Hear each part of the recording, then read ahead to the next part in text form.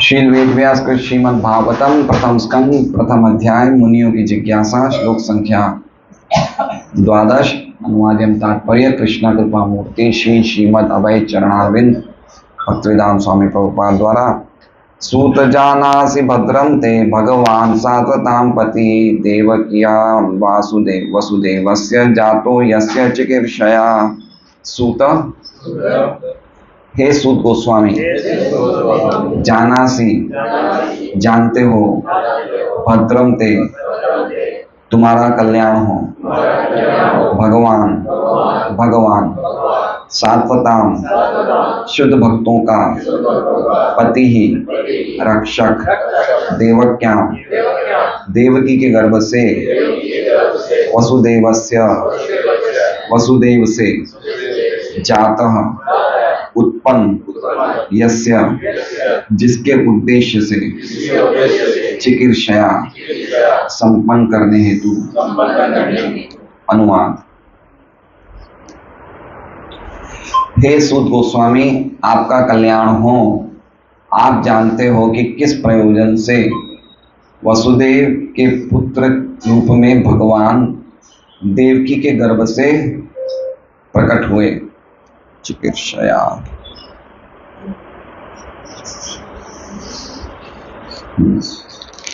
ओम अज्ञानतिमिरान्धस्य ज्ञानाञ्जनशलाकया चक्षुरुन्मीलितं येन तस्मै श्रीगुरवे नमः। नाम श्रेष्ठमनुमपि शचीपुत्रमत्र स्वरूपं रूपं तस्याग्रजं उरुपुरीं माधुरीं गोष्ठवाटीं राधाकुण्डं गिरिवरम् औराधिका माधवाशां प्राप्तो यस्य प्रथितकृपया श्रीगुरुं तं नतोऽस्मि। वन्देऽहं श्रीगुरोः श्रीयुतः पदकमलं श्रीगुरुं वैष्णवांश्च श्रीरूपं सहस्रजातं सहगण रघुनाथान्वितं तं सजीवं साद्वैतं सावधूतं परिजनसहितं कृष्ण चैतन्यदेवं श्रीराधा कृष्णपादान् सहगण ललिता शिवशाखान्वितां च गुरु वैष्णव भगवान तीन स्मरण होय विघ्न विनाशन अनायास होय निज वांछित पूरण। हरे कृष्णा कृष्णा कृष्णा हरे हरे, हरे राम राम राम हरे हरे। सभी भक्तों का स्वागत है भागवतम क्लास में। ये नया स्थान है और भगवान की कृपा से आगे भी यही स्थान बना रहेगा जहाँ पे हम नियमित रूप से शनिवार के दिन भागवतम कक्षा रख सकें। तो बहुत ही अनुकूल स्थान है, भगवान के दर्शन हैं और गौर दामोदर प्रभु खुद भगवान की भक्ति में रत हैं, इसलिए भगवत कक्षा और प्रवचन देने का और सुनने का और श्रवण कीर्तन करने का बिल्कुल उपयुक्त स्थान है। तो हम लोग भागवतम क्लास की श्रृंखला में आज 12वें श्लोक में हैं। नए भक्तों का स्वागत है। आप लोग शायद पहली बार अटेंड कर रहे हैं, यहाँ की यहीं रहते हैं आप लोग? अच्छा। तो इस प्रकार भागवतम क्लास हमने प्रारंभ करी है कि परम सत्य की जिज्ञासा जानने के लिए भागवत की कथा शुरू होती है।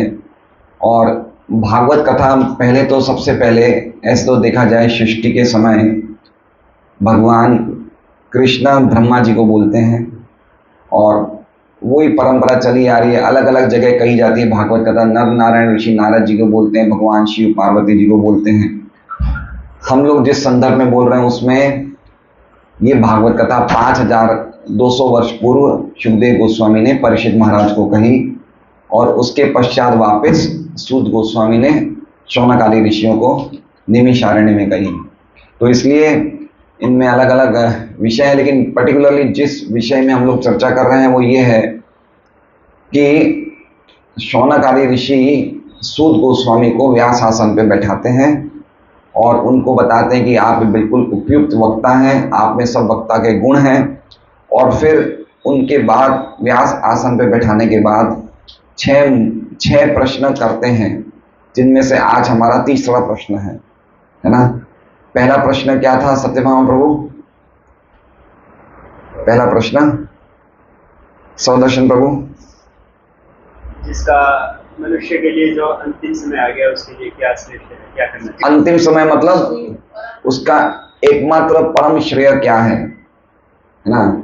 जीवात्मा जिसने मनुष्य जीवन प्राप्त किया है उसका एकमात्र श्रेय मतलब एकमात्र परम गति क्या है, उसको अल्टीमेटली किस चीज को हासिल करने के लिए, किस चीज को प्राप्त करने के लिए मनुष्य जीवन मिला है, उसे कहा है श्रेय, जिसको प्राप्त करने के बाद और कोई चीज प्राप्त करने की आवश्यकता नहीं रहती है। तो परम श्रेय क्या है, ये पहला प्रश्न था।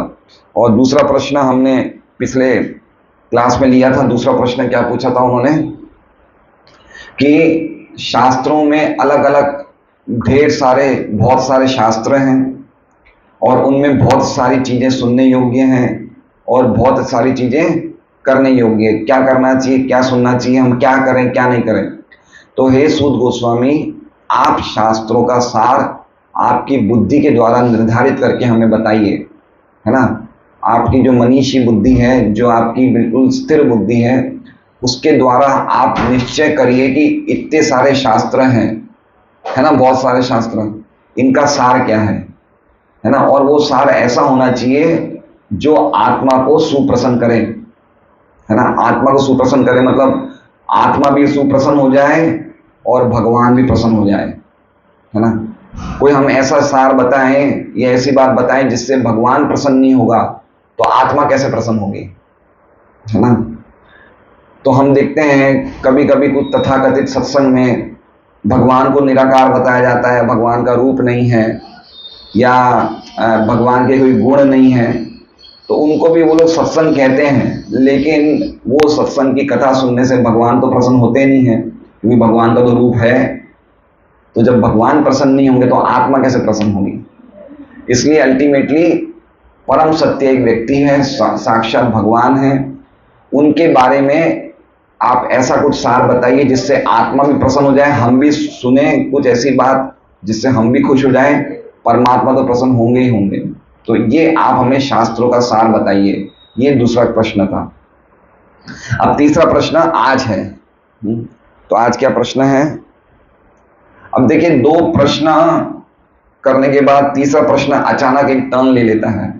क्या ले लेता है, एक मोड़ ले लेता है अचानक।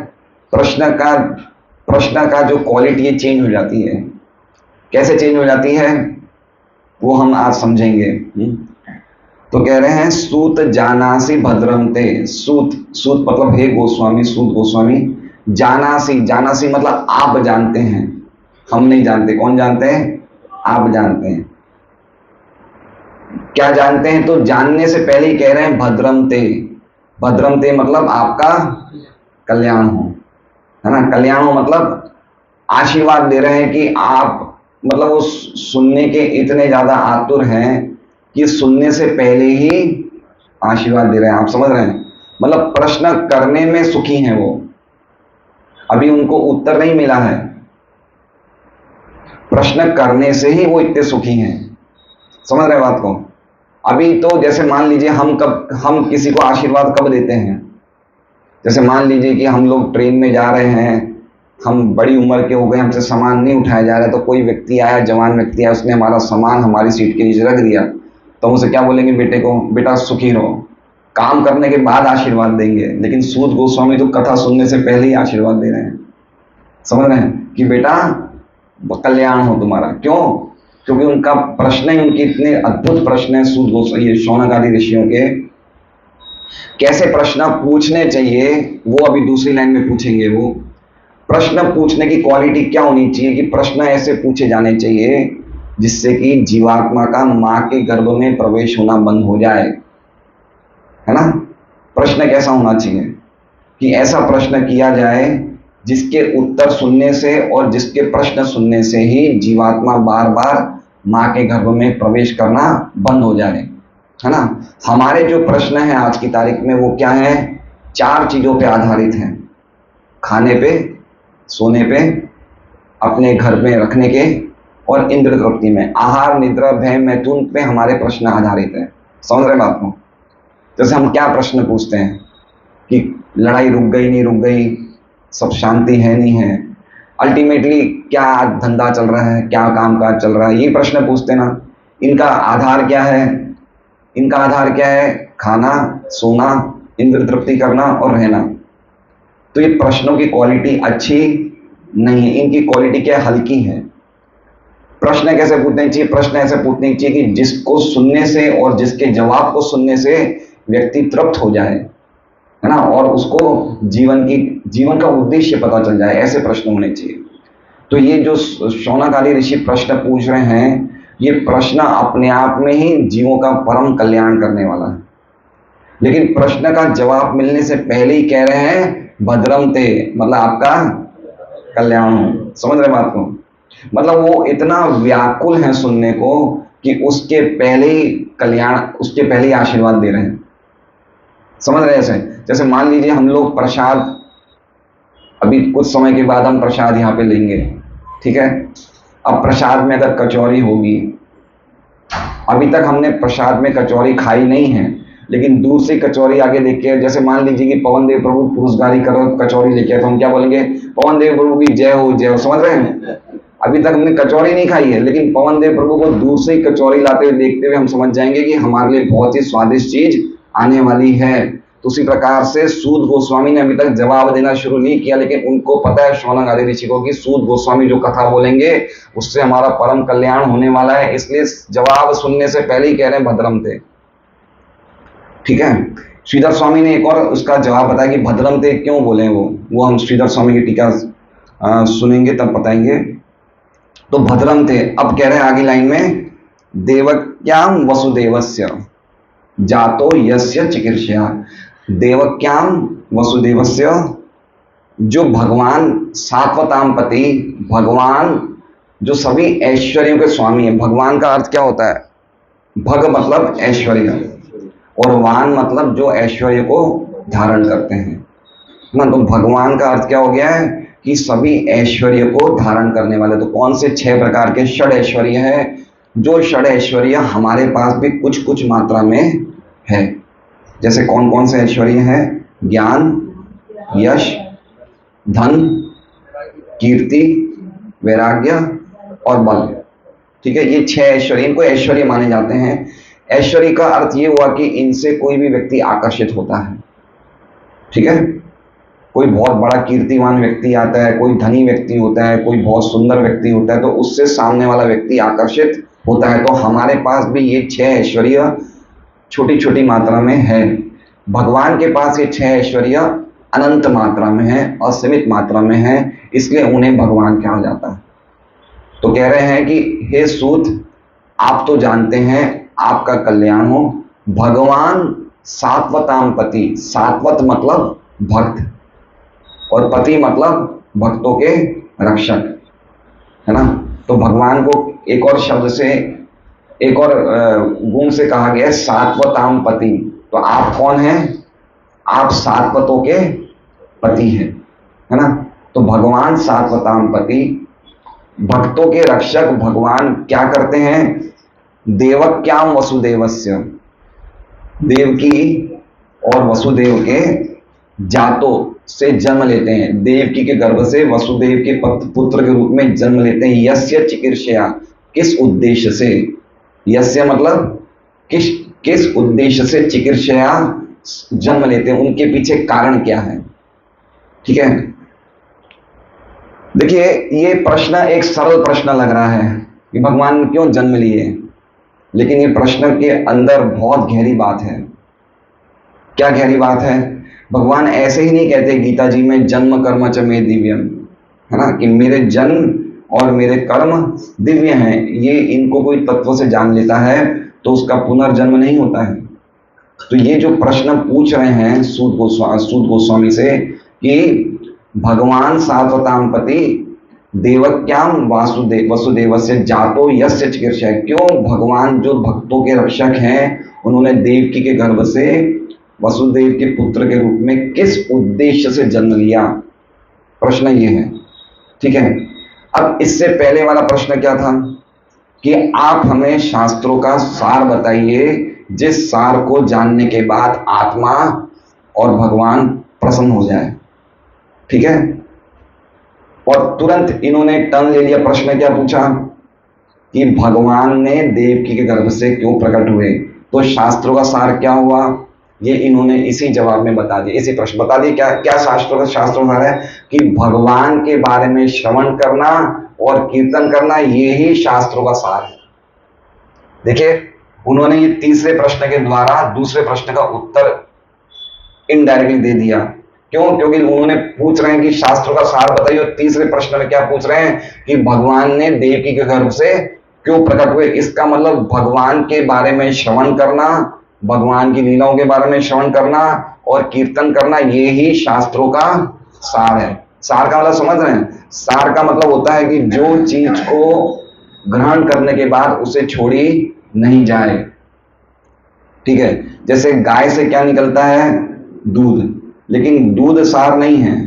दूध से हम दही भी बना सकते हैं, दही से मक्खन बना सकते हैं, मक्खन से क्या बनता है?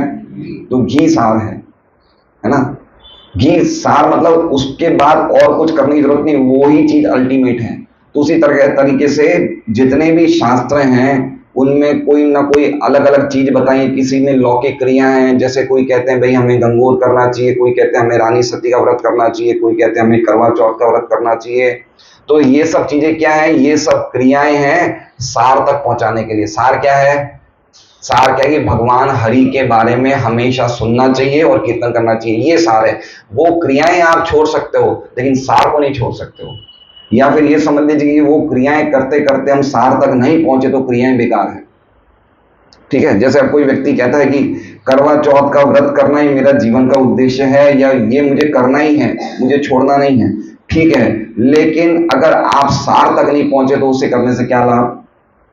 समझ रहे हैं? तो सार का मतलब क्या होगी? शास्त्रों का सार बता दीजिए। इसका मतलब ये करने के बाद हमें और कोई चीज करने की आवश्यकता नहीं रहती, ये ही करके यही पकड़े। समझ रहे? जैसे हम भगवान का नाम कीर्तन करते हैं, हरे कृष्णा कृष्णा कृष्णा हरे हरे, हरे राम राम राम हरे हरे। अब ये सार है या मुक्ति सार है? क्या सार है? क्या सार है?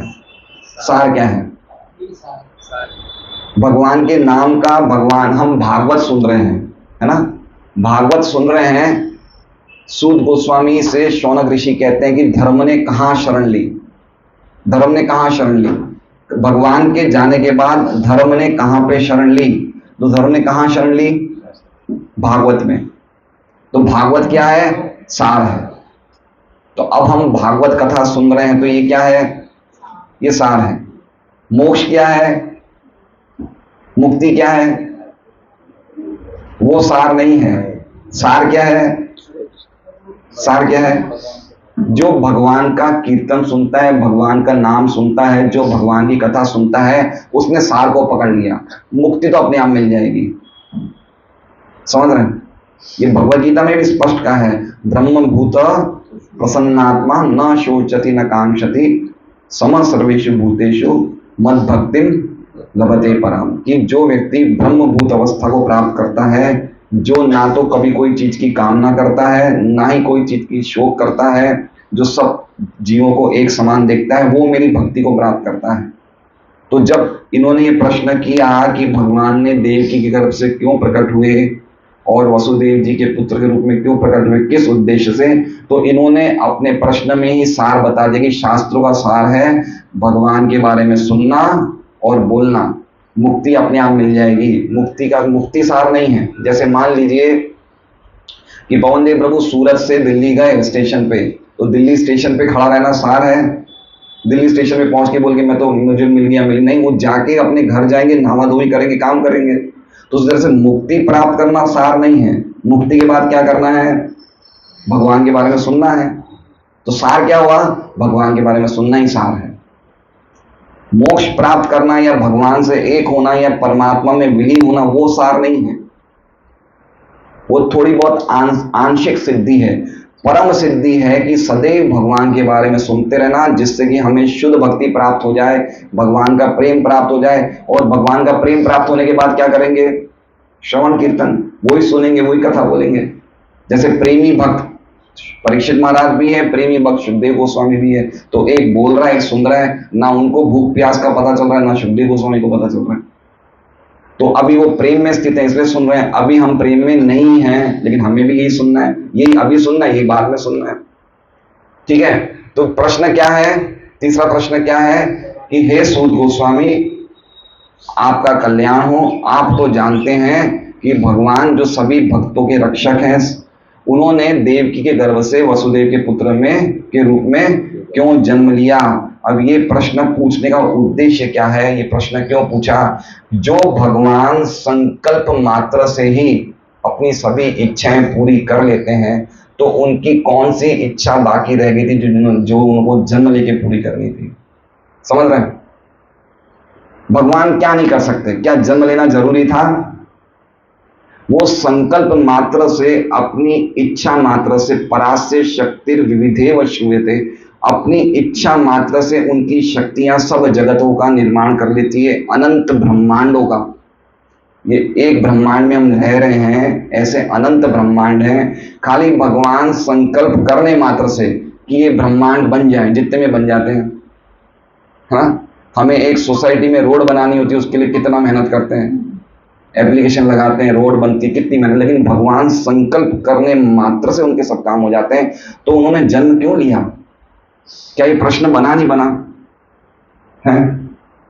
तो ये उनका प्रश्न था कि उन्होंने जन्म क्यों। क्योंकि ये बहुत इंपॉर्टेंट बात है, क्योंकि अगर भगवान जन्म लेने के बाद भी लोग नहीं समझ पाते, लोग जन्म लेते हैं, भगवान प्रकट होते हैं, उसके बाद भी लोग कहते हैं भगवान निराकार है, या भगवान तो एक सामान्य व्यक्ति हैं, या भगवान तो एक बड़े ऐतिहासिक व्यक्ति हैं। तो प्रकट होने के बाद भी लोगों के मन में ये गलत फहमी, तो अगर वो प्रकट ही नहीं होते तो लोगों के मन में कितनी बड़ी गलत फहमी होती। तो ये प्रश्न इनका है, क्या नाम है, शौनक आदि ऋषि का। अब देखिए, हम श्रीधर स्वामी की टीका पढ़ते हैं। उन्होंने, अब इनका उत्तर क्या है, वो उत्तर विश्वनाथ चक्रवर्ती ठाकुर की टीका में, यद्यपि उत्तर तो सूत गोस्वामी बाद में देंगे, आगे जब वो उत्तर देना शुरू करेंगे, लेकिन विश्वनाथ चक्रवर्ती ठाकुर ने अपनी टीकाओं में पहले उत्तर को लिख दिया है। तो क्या उत्तर है वो बता रहे हैं। पहले तो देखिए, उन्होंने भद्रम ते का अर्थ क्या बताया है, श्रीधर गोस्वामी ने। श्रीधर स्वामी ने भद्रम ते का अर्थ क्या बताया है? भद्रम ते मतलब आपका कल्याण हो। ये बड़ा उत्सुकता पूर्वक आशीर्वाद दे रहे हैं। कैसे दे रहे हैं? उत्सुकता पूर्वक। क्या उत्सुकता है उन्हें? सुनने की। किस चीज की उत्सुकता है? सुनने की। तो एक बात समझिए, कथा सुनने की अगर हमें उत्सुकता नहीं होगी, तो वक्ता को भी कथा कहने में उत्सुकता नहीं होगी। समझ रहे हैं बात को? जैसे मान लीजिए, ये अनंत जगन्नाथ प्रभु हैं, ये कोई यात्रा, कोई काम से दिल्ली गए, और दिल्ली में इनके साथ एक बहुत ही अजीब सी एक हादसा हो गया। अब वापस जब ये सूरत आते तो अपने घर के परिवार वालों को कहते हैं कि मेरे साथ एक घटना हुई। अब इनके पिताजी, इनकी वाइफ उनको अनसुना कर रहे हैं, इनकी सुनने की इच्छा ही नहीं है, तो इनको बोलने की इच्छा करेगी क्या? घटना बहुत जोरदार हुई इनके साथ, लेकिन कोई सुनना ही नहीं चाहता, तो बोलेंगे क्या ये? इनको लगेगा जब इनकी इच्छा ही तो मैं क्या बोलूं। तो इसी प्रकार से, तो भौतिक चीज बता रहा हूं, लेकिन आध्यात्मिक चीज में भी जब तक श्रोताओं के मन में बिल्कुल इच्छा होगी सुनने की, तो ही वक्ता इच्छा से बोल पाएगा, और वही कथा भगवत प्रेम को प्रकट करेगी। इसलिए ये बता रहे हैं, उत्सुकता बता रहे हैं, ये बता रहे हैं श्रीधर स्वामी कि उनके हृदय में इतनी उत्सुकता थी कि उत्सुकता के पूर्वक उन्होंने आशीर्वाद दिया। क्या आशीर्वाद दिया? भद्रम थे। अब आगे क्या कह रहे हैं कि उन्होंने भद्रम थे ये आशीर्वाद बिल्कुल छोटे रूप में दिया। उन्हें बोलना तो बहुत सारी चीजें थी, लेकिन क्या किया उन्होंने? बिल्कुल भद्रम थे बोल दिया। क्यों? क्योंकि अगर ज्यादा लंबा आशीर्वाद दे दो तो विष्णु कथा में विलंब होता है। कितनी गहरी बात बताई उन्होंने। क्या कहा कि अगर बहुत ज्यादा बढ़ाई चढ़ाई कर देते सूत गोस्वामी को, तो भगवान विष्णु की कथा करने में लेट होता नहीं होता। तो उन्होंने क्या इतना कह दिया? भद्रम थे। फिर आगे श्रीधर स्वामी बहुत सुंदर एक श्लोक बोल रहे हैं।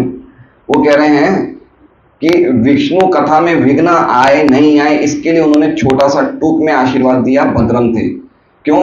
क्योंकि सा हानिस तन्मह छिद्रम समोह सच विभ्रम यन्मूर्तम क्षणम वापी वासुदेव न चिंतित। बहुत सुंदर श्लोक श्रीधर गोस्वामी कह रहे हैं। वो कह रहे हैं कि जो भगवान के भक्त होते हैं, वो भगवान की कथा सुनने में इतने आतुर होते हैं कि वो बिल्कुल भी टाइम वेस्ट नहीं करना चाहते, है ना।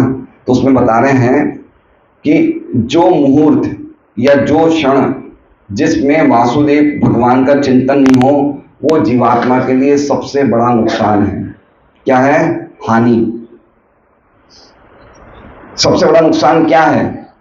हानि क्या है कि उस क्षण में, जिस समय में हमने भगवान वासुदेव का चिंतन नहीं किया है या उनके नामों का उच्चारण हरे कृष्णा कृष्णा कृष्णा हरे हरे, हरे राम राम राम, अगर हम उनके नामों का श्रवण कीर्तन नहीं कर रहे हैं, उनका स्मरण नहीं कर रहे, तो जीवात्मा के लिए क्या है? सबसे बड़ी नुकसान है। नुकसान मतलब समझ रहे हैं? जैसे मान लीजिए कि मदन लसा माता जी यहाँ आसोपालव नाम के साड़ी के शोरूम में साड़ी खरीदने गए, ठीक है। अब उन्होंने साड़ी वहां पे खरीदी, तो इनको साड़ी खरीदने के बाद पता चला कि इस दुकानदार ने मेरे रेट ऊंचे लगा दिए। मान लीजिए 9,000 की साड़ी थी, तो साड़ी के रेट 9,000 थे ही नहीं, उन्होंने गलत लगा दिए। और जब घर पे आके देखी तो साड़ी कहीं से थोड़ी सी खराब भी थी। तो इनको क्या लगेगा कि आसोपालव नाम की दुकान में मेरे से क्या हो गया? ठगाई होगी। अब इस दुकान में कभी जाएंगे क्या वो? इस दुकानदार ने मुझे घाटा कर दिया, मैं अब इस दुकान में कभी नहीं जाऊंगी। सही बात है। अब मान लीजिए इनकी सहेली आती है फोन पे, और फोन पे इनसे बातें करते हैं कि आज तुमने क्या सब्जी बनाई, आज क्या बना, कहाँ गए घूमने। अब उनकी सहेली ने उनसे कितनी देर बात करी?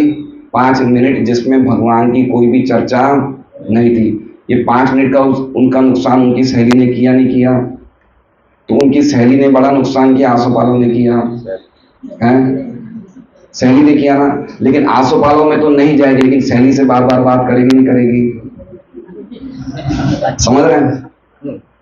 तो अभी हम लोग नुकसान को इवेल्युएट नहीं कर पा रहे कि हमारे जीवन में हम कितना बड़ा नुकसान कर रहे हैं जब हम भगवान की चर्चा से विहीन बातें करते हैं। तो ये इस बात पे बता रहे कि उन्होंने छोटा सा आशीर्वाद दे दिया, भद्रम थे, ज्यादा टाइम नहीं लगाया कि भाई आप जल्दी से कथा करना शुरू करो। तो ये तो हो गया हानि। आगे कह रहे हैं वो ही सबसे बड़ी खामी है। खामी मतलब खोट है। छिद्रम, छिद्रम मतलब छेद होना ना। तो वो ही सबसे बड़ी हानि है। हानि का हमने चर्चा किया, वही सबसे बड़ा छिद्र है। छिद्र मतलब खोट है। हम लोग दूसरे के खोट बोलते हैं, दूसरे में क्या छिद्र है उसको देखते हैं, दूसरे में क्या दोष है वो देखते हैं, लेकिन हमारे में क्या छिद्र है कि हम भगवान का स्मरण नहीं कर रहे। सबसे बड़ा छिद्र किसमें है? हमारे में है। क्योंकि हमें भगवान का चिंतन करने के लिए, भगवान का नाम जप करने के लिए समय नहीं है, और हम दूसरों के छिद्रों को देख रहे हैं। समझ रहे हैं? एक एक शब्द में देखिए, भागवत क्या है? भागवत का अर्थ क्या है कि हम लोग बहुत ज्यादा मधुर बातें करें और इधर उधर की बातें करें मनोरंजन की, वो भागवत नहीं है। जो भागवत में श्लोक दिए हैं उनके अर्थों का आस्वादन कर ले, वही भागवत है। ज्यादा हमें बात नहीं करनी है। जो हमारे आचार्यों ने समझाया है उस चीज को हम समझा लें और उस चीज को हम ढंग से सुन लें और अपने जीवन में आचरण करने का प्रयास करें, तो हम भागवत पढ़ने के सच्चे स्टूडेंट्स हैं।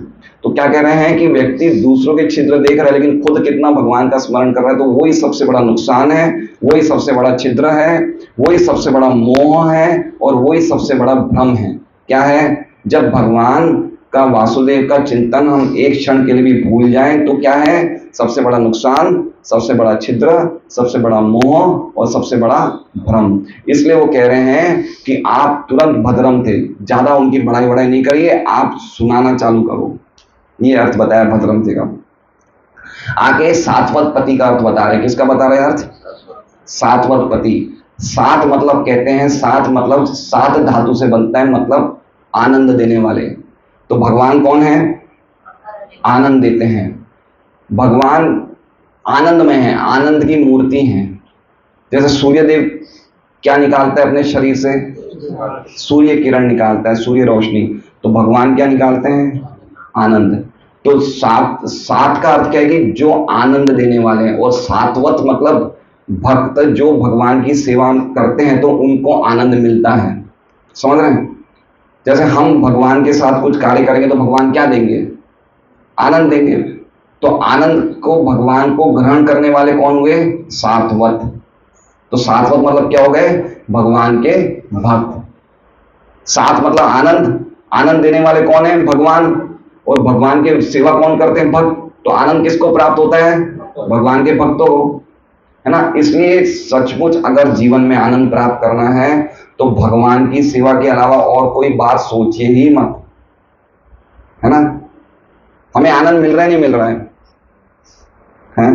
अगर हमारे जीवन से सुबह सुबह मंगल आरती चली जाए, ये 16 माला का जप चला जाए, भाद्रम चला जाए, भागवत क्लास चली जाए, तो आनंद रहेगा? क्या रहेगा? जीवन तो सूखा हो जाएगा।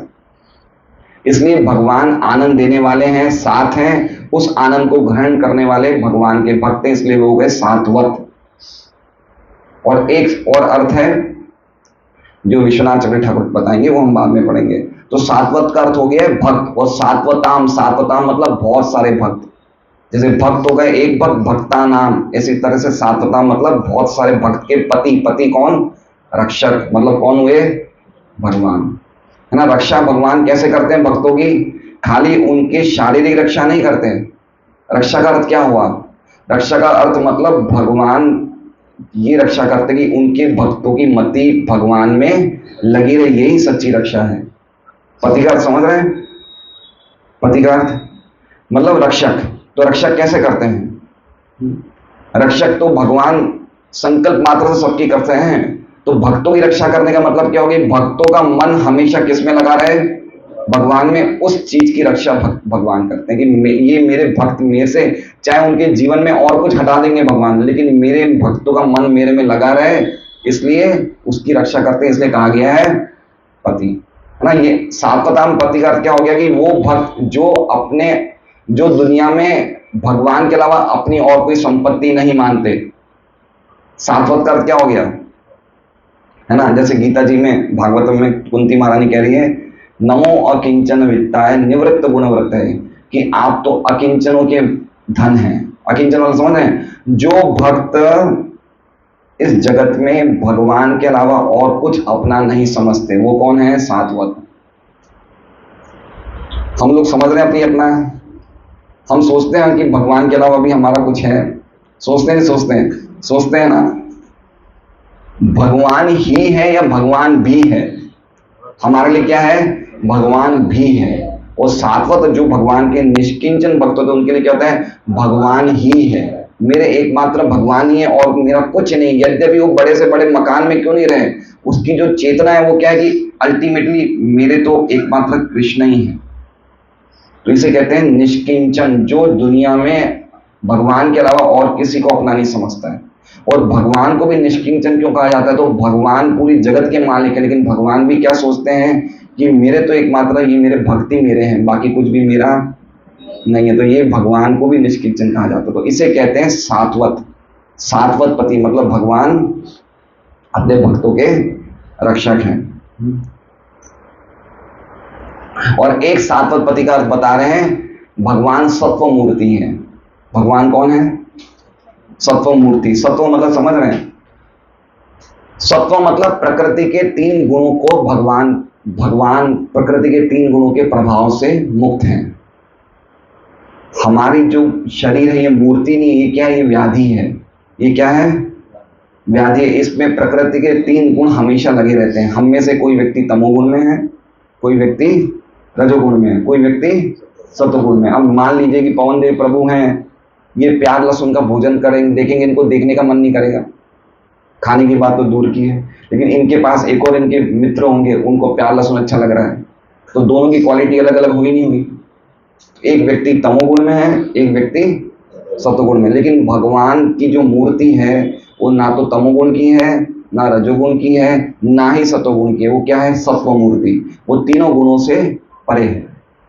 इसलिए परम सत्य सत्व मूर्ति को भगवान कहा जाता है। तो उस सत्व मूर्ति की जो उपासना करने वाले वो कौन हुए? सात्वत, है ना। एक सात्वत का अर्थ क्या बता रहे हैं? जो सत्य को धारण करते हैं। जैसे सात्वन, समझ रहे हैं? सात्वन, सत्वन।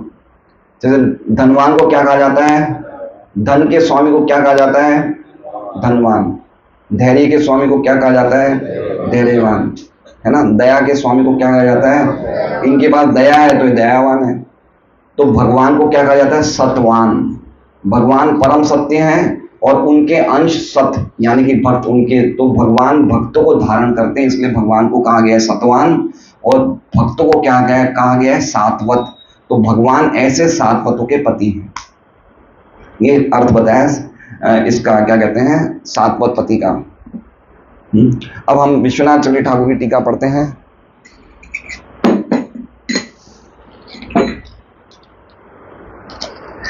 वापस शौनक आदि ऋषियों ने सूत गोस्वामी को भगवान कृष्ण और यशोदा के बारे में सुनने के लिए और कीर्तन करने के लिए बोला।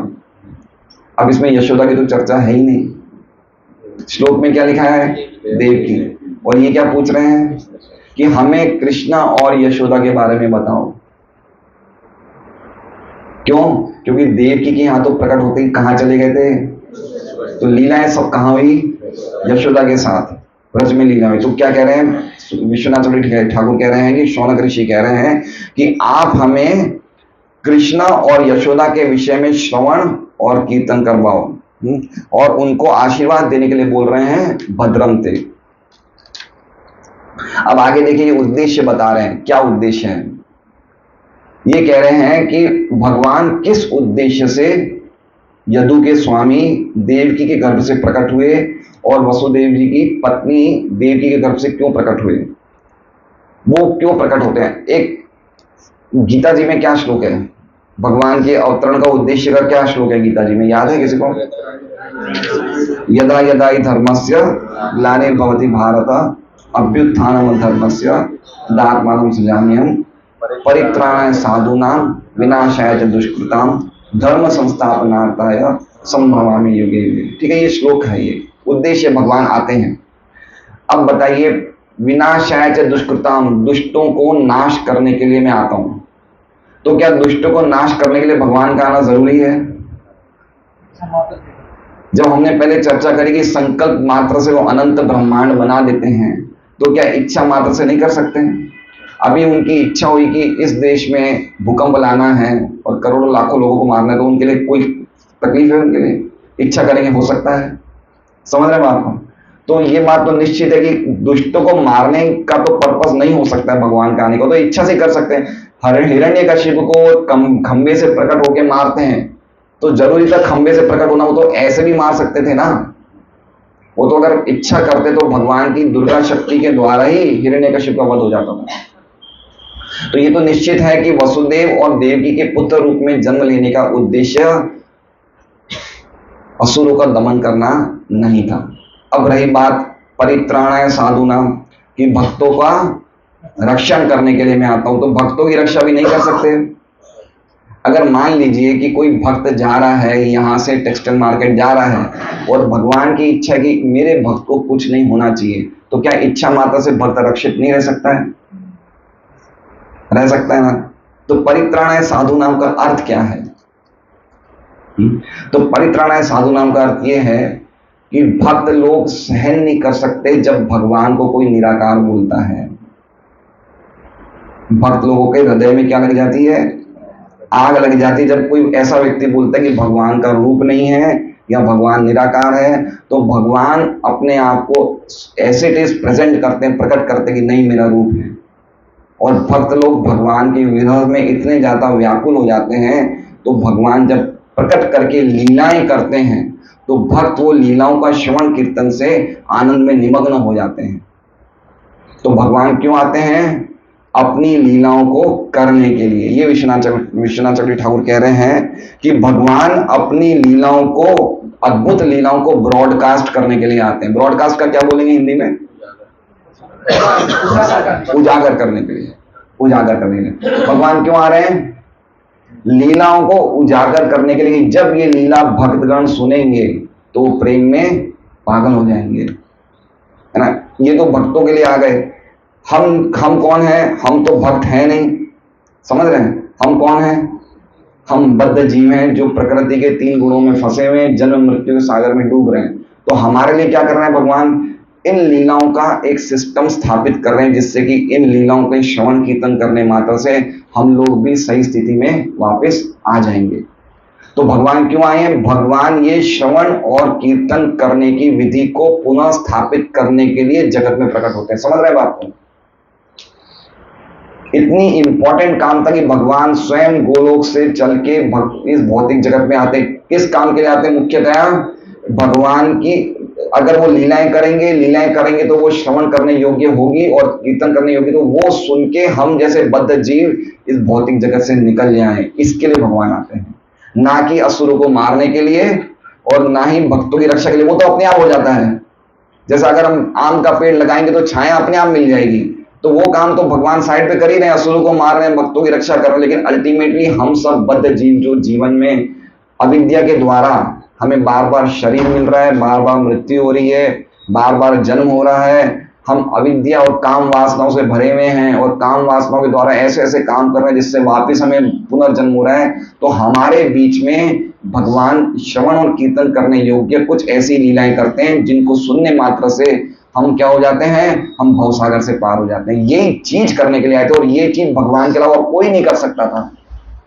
ये खाली इच्छा करने मात्र से नहीं हो सकती है, इसको करने के लिए आना पड़ता है, इसलिए भगवान आए, है ना। और ये गोपी भी कहती है, तव कथामृतम तप्त जीवनम कवि विरीडितम कलमशापम। आपकी जो कथाओं का अमृत है, जो तप्त जीव है, हम लोग कौन है, हम जलते हुए हैं, हम जल रहे हैं, हमें ना, हम ये क्या कहते हैं, काम क्रोध लोभ मोह मद मात्सर्य की अग्नि में हम लोग जल रहे हैं, शोक के सागर में डूब रहे हैं, इतने ज्यादा डूब गए कि इतने ज्यादा जल गए हैं कि हमें लग रहा है कि यही हमारी स्थिति है, हमें लग ही नहीं रहा कि हम शोक में हैं।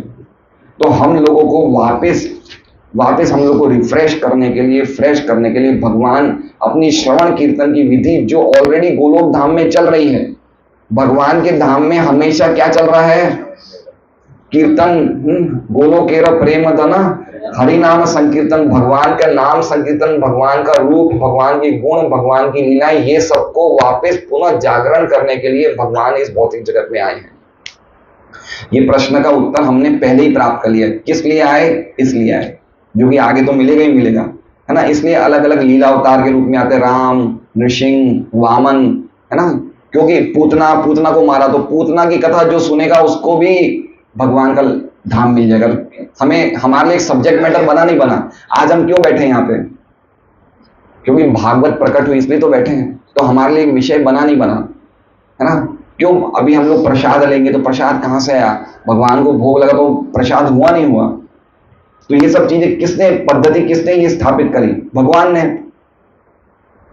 जैसे मान लीजिए साक्षी गोपाल की कथा आपने सुनोगी, जगन्नाथपुरी के मंदिर के पास साक्षी गोपाल है। तो दो ब्राह्मण थे, उन्होंने, वो बड़े ब्राह्मण ने वचन दे दिया साक्षी गोपाल जो वृंदावन में थे उस टाइम, कि मैं अपनी शादी मेरी बेटी की इससे करवाऊंगा। बहुत धनी व्यक्ति था। अब वो गांव आते हैं वापस दक्षिण भारत में, तो वो उसके परिवार वाले मना कर देते हैं। तो छोटा जो गरीब ब्राह्मण था वापस गोपाल के पास जाते वृंदावन में, बोले कि आपके सामने साक्षी दी थी बड़े ब्राह्मण ने, आज ही अपने वचन से मुकर रहा है, तो आप साक्षी देने आओ। तो भगवान क्या बोले, बोले तुम वहां चले जाओ अपने गांव वापस, मैं तो क्या हूंगा, मैं तो मूर्ति हूं, मैं थोड़ी चलूंगा।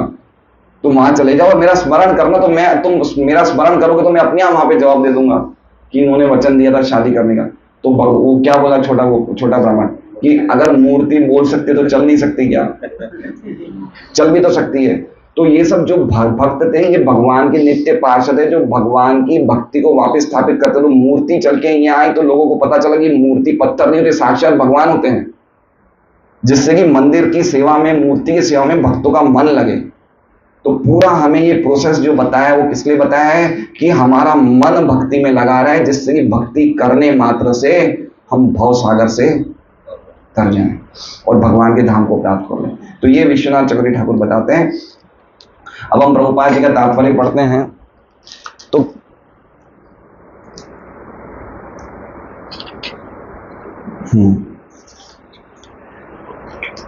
तात्पर्य, भगवान का अर्थ है, अब भगवान का क्या अर्थ है, प्रभुपाद तात्पर्य में कह रहे हैं, भगवान का अर्थ है सर्वशक्तिमान ईश्वर, जो समस्त ऐश्वर्यों, शक्ति, यश, सौंदर्य, ज्ञान तथा तपस्या का नियामक है।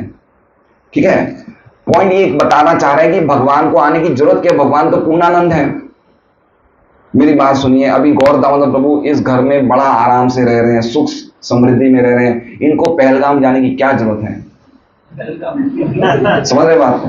पहलगाम में तो अभी मरे गए ना कुछ लोग, आतंकवाद की स्थिति है, लड़ाई वड़ाई, क्यों जाएंगे वहां पे? अपने सुख चैन को छोड़ के क्यों जाएंगे वो? ठीक है, इनको कोई अगर राष्ट्रपति या कोई प्रधानमंत्री इनको ये विशेष काम के लिए बोले कि जाना है तो जाएंगे ना, लेकिन वहां पे घूमने के लिए तो नहीं जाएंगे ना। तो उसी तरह से भगवान तो पूर्ण आनंद है, वो इस भौतिक जगत में क्यों आएंगे दुखालय में? दुखालय में शाश्वतम, ये दुखों से बड़ी जगह है, यहाँ पे कौन सा आनंद लेने के लिए भगवान आ रहे हैं? समझ रहे हैं? अभी हमें अगर कचौरी खानी है तो हमें क्या चाहिए? जीभ चाहिए, दांत चाहिए, तो खाएंगे ना, ठीक है। तो हमारे में आनंद का अभाव है, इसलिए हम भौतिक जगत की चीजें मांगते हैं। हमें शरीर चाहिए, हमें ये दुख देने वाला शरीर चाहिए, हाड़ मांस का शरीर चाहिए, लेकिन भगवान का तो शरीर ऐसा नहीं है। भगवान का तो विग्रह सच्चिदानंद है। तो वो कौन सा आनंद लेने के लिए यहाँ आ रहे हैं? समझ रहे हैं? हम क्यों आ रहे हैं यहाँ पे? हम अपने कर्मों के फलों को भोगने के लिए शरीर प्राप्त कर रहे हैं। भगवान तो ऐसे नहीं आ रहे। देखिए, यही तो जन्म और कर्म भगवान की दिव्य, यही तो समझना है कि अगर हम ऐसे समझेंगे, हमने कभी गहराई से समझा भगवान क्यों आते हैं? हम क्या करते हैं? जन्माष्टमी में जन्म होता है भगवान का, लाला है वो नंद गोकुल, क्या है वो आनंद, नंद घर आनंद है, ये सब बोलना ठीक है, लेकिन जब तक हम तत्व से नहीं समझेंगे तो कैसे हम भक्ति में प्रगति करेंगे? कैसे हम जन्म मृत्यु से परे जाएंगे? त्यक्त्वा देहम पुनर्जन्म नेति, खाली शरीर छोड़ के वापस पुनर्जन्म नहीं हो। क्यों? जब भगवान के जन्म को ढंग से समझेंगे, तत्व से। तो पॉइंट ये कहना चाहते हैं प्रभुपाद कि भगवान पूर्णानंद है, कोई चीज की कमी नहीं, तो क्यों आ रहे हैं इस जगत में? क्यों? हमारे कल्याण के लिए, भक्ति की विधि को वापस स्थापित करने के लिए आ रहे हैं, जिससे कि भक्त भक्ति में लगेंगे, मेरी लीलाओं के बारे में सुनेंगे, तो उनका जीवन जो होगा अमृत मन बन जाएगा, और वो भी प्रकृति के 3 गुणों से, अविद्या से मुक्त होकर, काम वासनाओं से मुक्त होकर मेरे धाम में आ सकेंगे। इसलिए भगवान आ रहे हैं। वो अपने शुद्ध भक्तों का रक्षक हैं। यद्यपि ईश्वर सबों पर संभाव रखने वाले हैं, तो भी वे अपने भक्तों पर विशेष कृपालु रहता है। ठीक है, भगवान का क्या क्वालिटी है? समोहम सर्वभूतेषु, मैं सबके प्रति सम रहता हूं। ना तो मैं किसी से द्वेष करता हूं, ना कोई मैं किसी का प्रिय हूं, लेकिन जो मेरी भक्ति करते हैं मैं उनमें हूं, वो मेरे में है। तो ये भगवान का पक्षपात नहीं है, ये क्या है? एक स्वभाव है। ठीक है, जैसे मान लीजिए कि गौरदादा प्रभु ये मेघ सरमन के प्रेसिडेंट हैं, 7 टावर के। ठीक है, तो इनका क्या स्वभाव होना चाहिए कि हर एक फ्लैट, कितने फ्लैट है यहाँ पे? 300-400, 350 फ्लैट के प्रति इनका भाव कैसा होना चाहिए? संभाव होना चाहिए। सबके प्रति, किसी के प्रति पक्षपात भी नहीं करना चाहिए, अगर वो सचमुच प्रेसिडेंट है तो। ठीक है, लेकिन फिर भी घर पे आएंगे तो अपने पोतों को गोदी में उठाएंगे ना, है ना?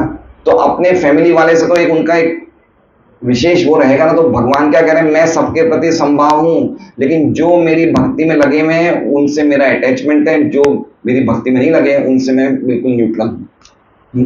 ये बता रहे हैं, सात्वताम पति का अर्थ बता रहे हैं। सत का अर्थ है परम सत्य। जो लोग परम सत्य के सेवक या दास हैं वो सात्वत कहलाते हैं। ऐसे शुद्ध भक्तों की रक्षा करने वाले भगवान सात्वतों के रक्षक कहलाते हैं। भद्रम ते से मुनियों द्वारा वक्ता से परम सत्य के विषय में जानने की उत्सुकता सूचित होती है। भद्रम ते का मतलब बता रहे हैं उत्सुकता, है ना? उत्सुकता, जैसे हमने कितना बताया कि उत्सुकता होनी ही चाहिए।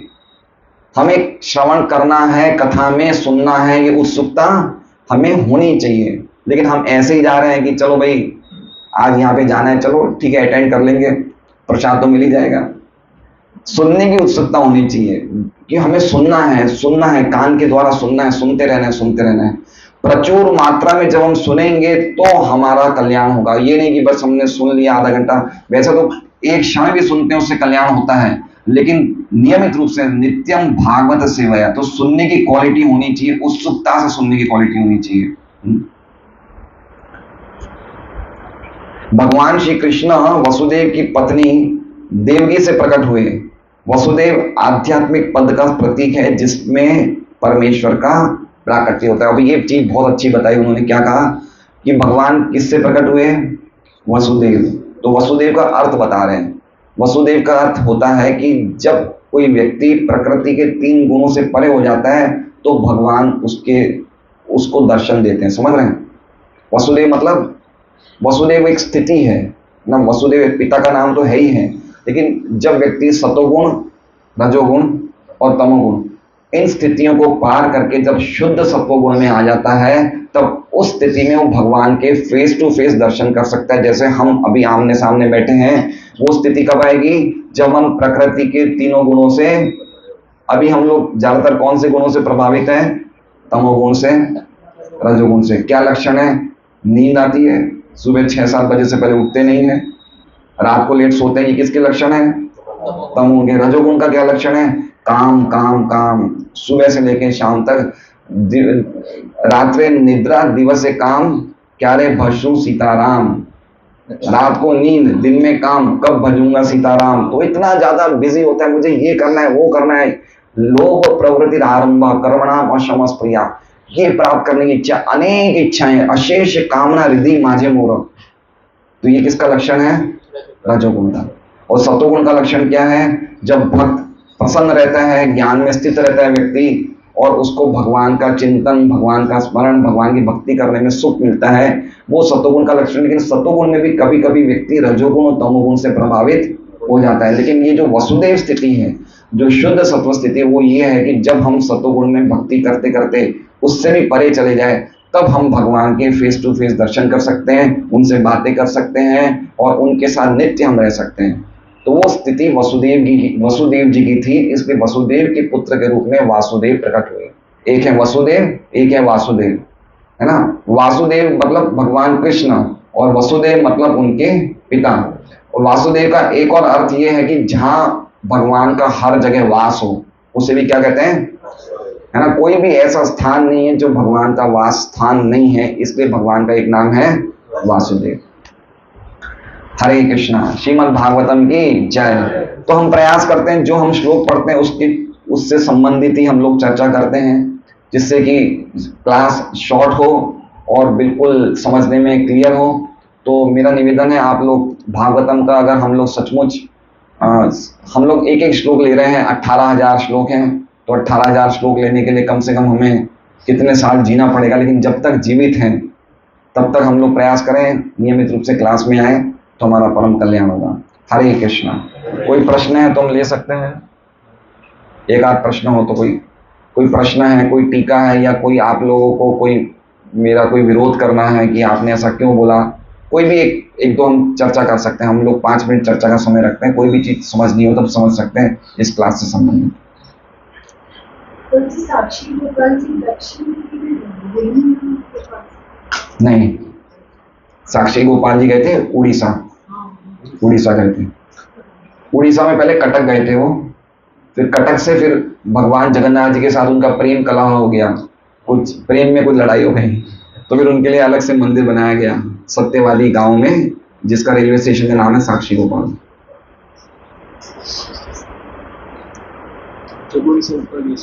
है रजोगुण से, हाँ बहुत सुंदर प्रश्न है कि रजोगुण में अगर हम स्थित हैं तो रजोगुण से ऊपर कैसे आए, है ना। पर्टिकुलरली आज की जो पब्लिक है, आज के हम लोग जितने भी हम नमूने हैं, सब 2 गुणों से ज्यादा प्रभावित है। कौन से?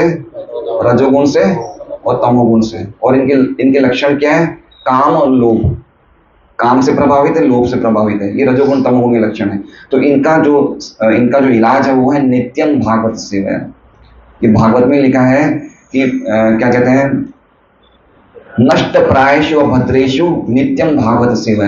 जब हम नियमित रूप से भागवत पढ़ेंगे, हरे कृष्णा कृष्णा कृष्णा हरे हरे, हरे राम राम राम हरे हरे, शुद्ध भक्तों की सेवा करेंगे, महामंत्र का उच्चारण करेंगे, भागवत पढ़ेंगे, तो धीरे धीरे हम देखेंगे कि हमारे शरीर से, हमारी चेतना से रजोगुण तमोगुण का लेवल है नष्ट हो जाएगा। नष्ट प्रायेषु भद्रेषु 99-95% मोटा मोटी निकल जाएगा।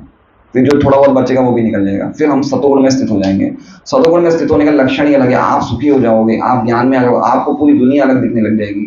हम चीजों को यथारूप देखेंगे, हमें लगेगा कि हम तो जन्म मृत्यु के चक्कर में फंस रहे हैं। अभी हमें चीजें दिख नहीं रही है, क्योंकि अभी हमने तमोगुण और रजोगुण के गॉगल्स पहन रखे हैं, तो हमें दुनिया लाल दिख रही है। ठीक है, हम चीजों को ढंग से देख नहीं पा रहे हैं, हमारी स्थिति नहीं है। इसलिए इलाज भी भगवान की भक्ति से ही होगा। इलाज भी करना तो किससे होगा? भगवान की भक्ति से। और इलाज होने के बाद भी क्या करना है? भगवान की भक्ति करना है।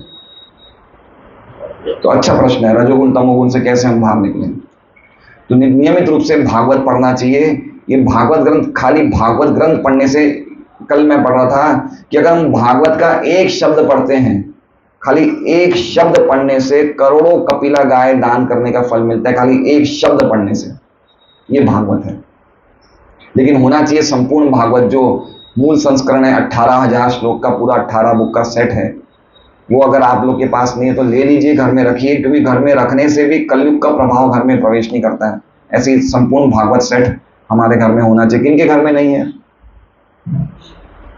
काफी घरों में नहीं है, आपके घर पे भी नहीं है, पूरा सेट नहीं है, तो आप लोग ले लीजिए सेट। पिछले संडे आपके घर पे दिया था ना प्रणय भाई, 2 सैटरडे पहले इनके घर पे भागवतम क्लास थी तो इनको भी दिया था भागवत सेट। तो अद्भुत है, सेट रख लीजिए, ज्यादा उसकी सेवा नहीं है। 8,000 रुपए का सेट आता है पूरा, लेकिन पूरी 18 बुक आती है। करोड़ों साल पहले क्या हुआ, करोड़ों साल बाद क्या होने वाला है, पति पत्नी कैसे रहे, बाप बेटे कैसे रहे, यहाँ तक कि ये भी लिखा कि लड़का चाहिए, लड़की चाहिए, बच्चों की, स्टूडेंट की शिक्षा है, कॉलेज की शिक्षा है, मैरिज लाइफ की है, रिटायर्ड लाइफ की है, भगवान की लीला है, सब कुछ भागवत में। लिमिट ऑफ एजुकेशन, विद्या की अवधि है भागवत।